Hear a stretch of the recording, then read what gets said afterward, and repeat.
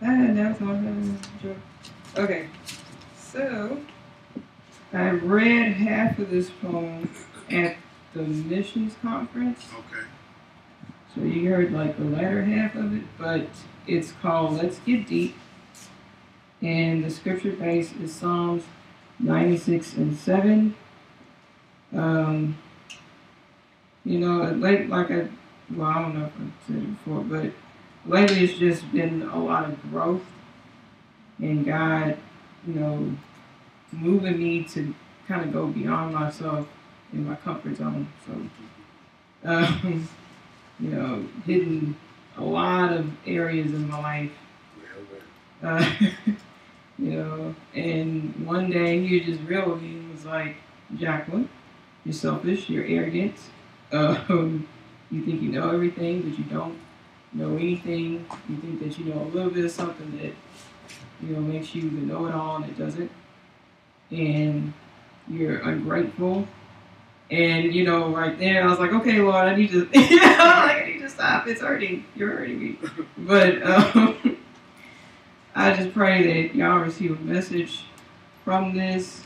And mainly it's just that transition of maturity and growing up and realizing that it's bigger than you.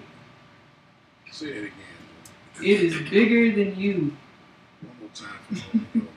It's bigger than you. All right, so here it goes. Give unto the Lord, O ye kindreds of the people. Give unto the Lord glory and strength. I read the verse, gazed over the words carefully.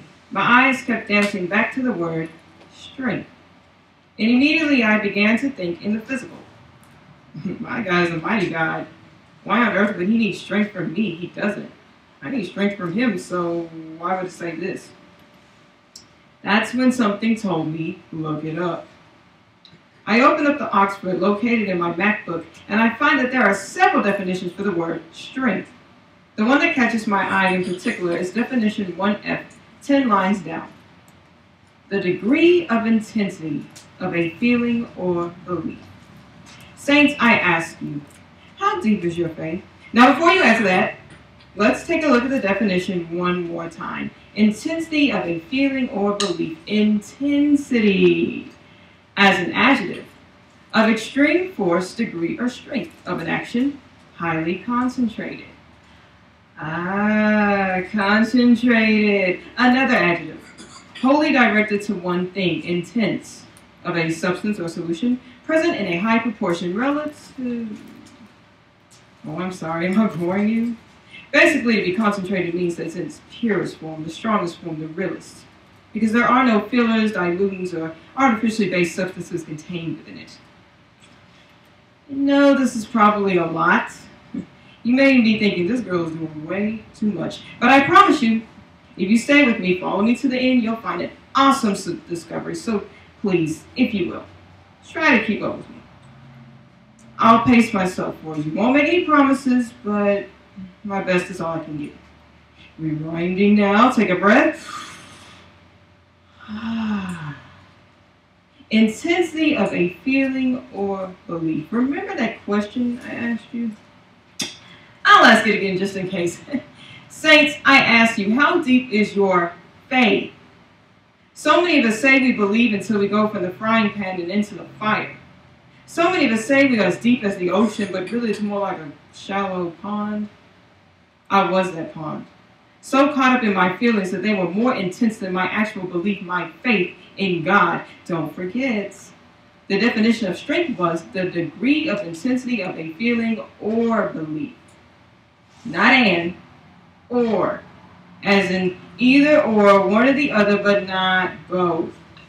I say this from experience. This all comes from the heart. And in all sheer honesty, I say this quite honestly, but honestly, God is not concerned with your feelings.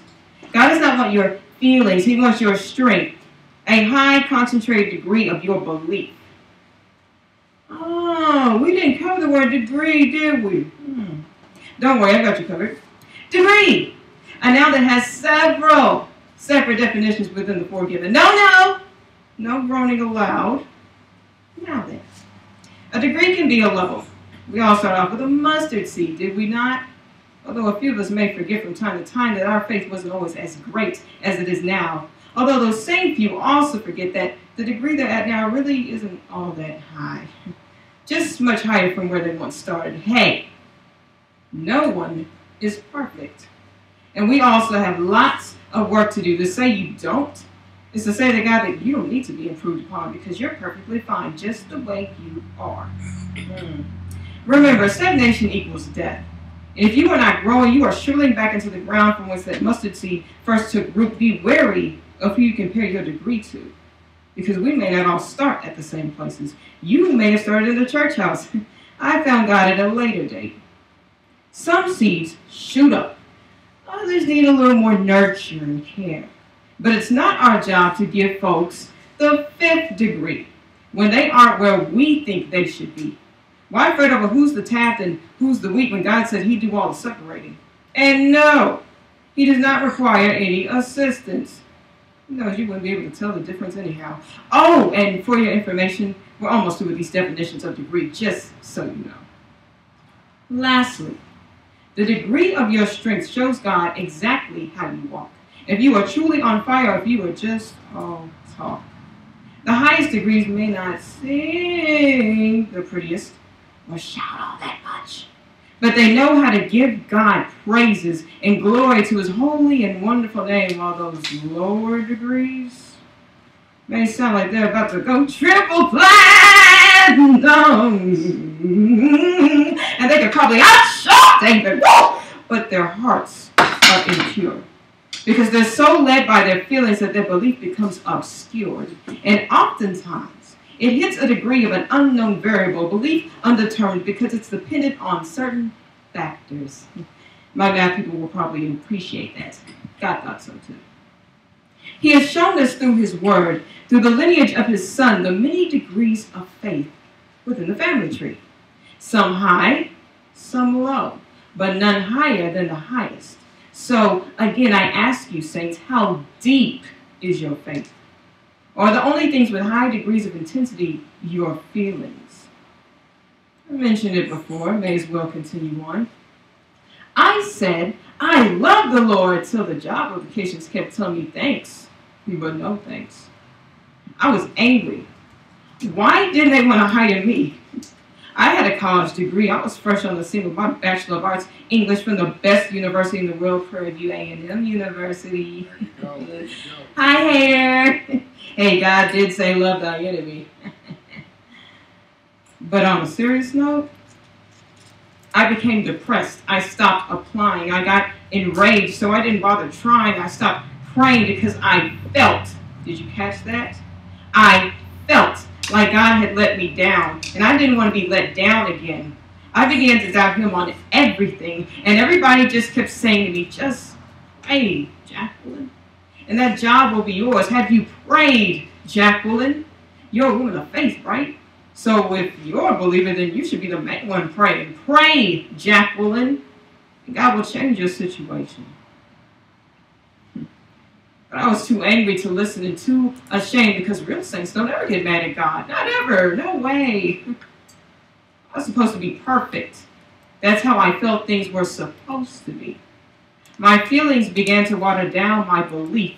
But then again, I thank God for those trials that I had to endure. Satan called me failure. And me slumping around, having these pity parties, attending to just one. Me. Moping around, complaining so much, I got tired of hearing myself whine. But I never did get tired of asking, why? Why not that job, Lord? I'd be making tons more cash. Opportunities opened up, but I let them pass. Temporary, seasonal.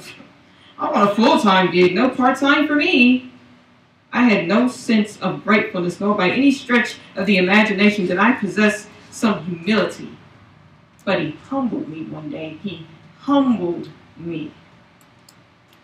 You may not be employed, but you live in a house that is not your own. It is your mother's, who stopped being responsible for you when you turned 18 years old, and yet she allows you to stay. You pay no bills. She covers yours, feeds you. You have a place to sleep. Most women in your position wouldn't have shoes on their feet, but I guarantee you they would dare say what they would and would not do and will not take. Because they take any offer given to them on their plate and they'd be thankful, regardless of whatever paid, because some money's better than no money. Little girl, you had better start thinking. My child, you had better think. You sit here feeling sorry for yourself. Doubt me, because I didn't give you the job you wanted, but not one time did you think to thank me for giving you everything that you needed.